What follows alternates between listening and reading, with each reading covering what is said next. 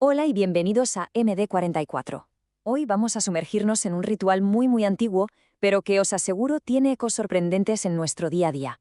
Es una historia que habla de culpa, de purificación y de un viaje misterioso a un lugar sin retorno. Bien, a ver, vamos a meternos de lleno en esto. La pregunta clave es, es que es fascinante.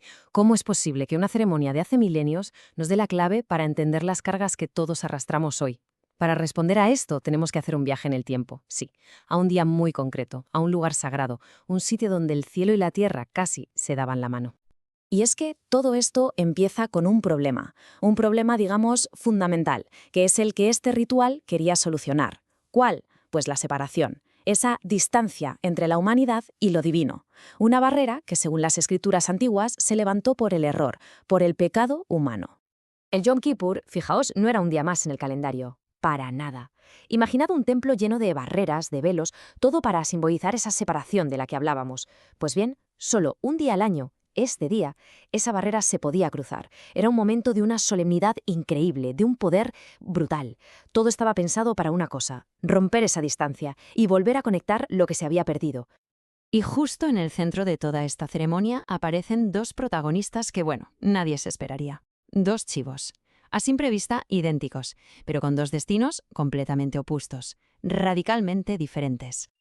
A ver, la solución al problema venía como en dos partes, dos actos, como si fueran las dos caras de una misma moneda, ¿no? El primer chivo, el que se destinaba al Adonai, era para el sacrificio. Su muerte, era el pago, la forma de expiar los pecados. Pero ojo, que la cosa no acababa ahí. Faltaba un segundo paso, y era crucial.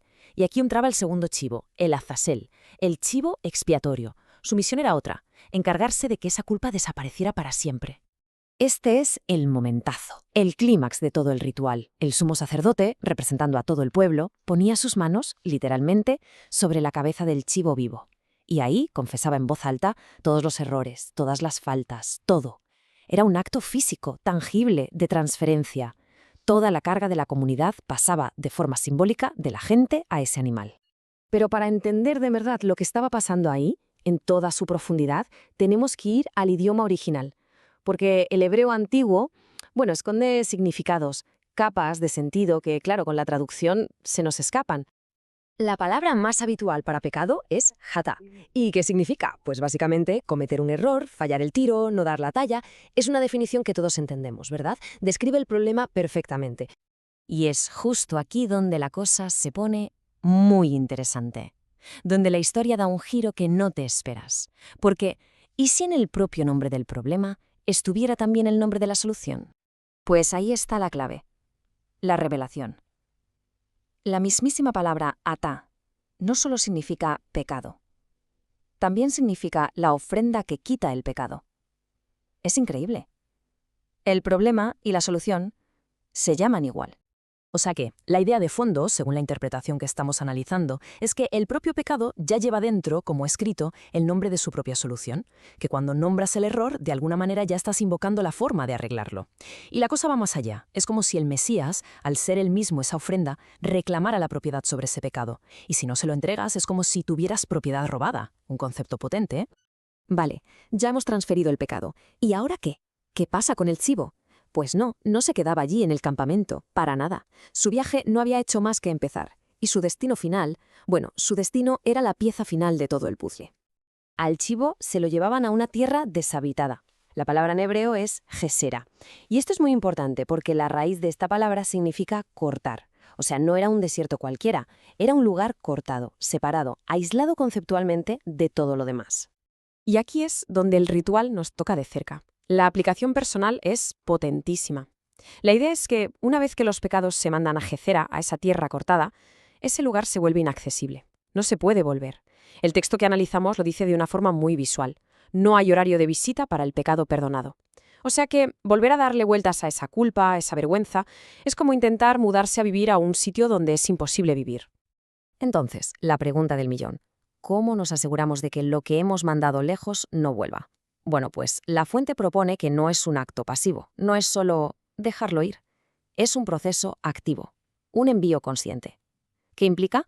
Pues entregar por completo todos los derechos sobre ese error, dejar de alimentarlo, de darle vueltas en la cabeza. Y si vuelve, si intenta asomar la cabeza de nuevo, expulsarlo. activamente. Y es en este punto donde el análisis da un salto y conecta este principio espiritual de mandar algo lejos con lo que pasa en nuestra cultura a día de hoy. Lo presenta como una especie de exorcismo, pero al revés. La lógica que se plantea es esta, a ver si me seguís. Si se puede expulsar activamente algo que se considera negativo, como el pecado, ¿qué pasa cuando una sociedad, una cultura entera, intenta expulsar lo que tradicionalmente se consideraba positivo? Pues esa es la tesis central que se expone sobre la cultura actual. Se argumenta que cuando se vacía el espacio público de una determinada influencia espiritual, se crea un hueco, un vacío, y ese vacío inevitablemente se llena con otras cosas.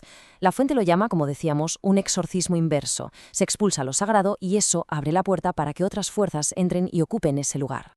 Aquí simplemente exponemos la conexión específica que establece la fuente de forma neutral.